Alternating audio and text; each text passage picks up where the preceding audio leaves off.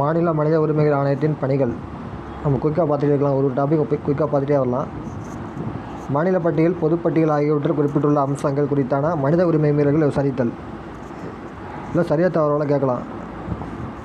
இதன் நோக்கங்களும் பணிகளும் தேசிய மனித உரிமைகள் ஆணையத்தை போன்றே உள்ளது. ஆனால் மாநில எல்லைக்கு உட்பட்டதாகும். இவ்வாணையத்தில் ஒரு தலைவர் மற்றும் 2 உறுப்பினர்கள். ரொம்ப முக்கியமானது. மாநில மனித உரிமை ஆணையத்தில் ஒரு தலைவர் மற்றும் 2 உறுப்பினர்கள் உள்ளனர்.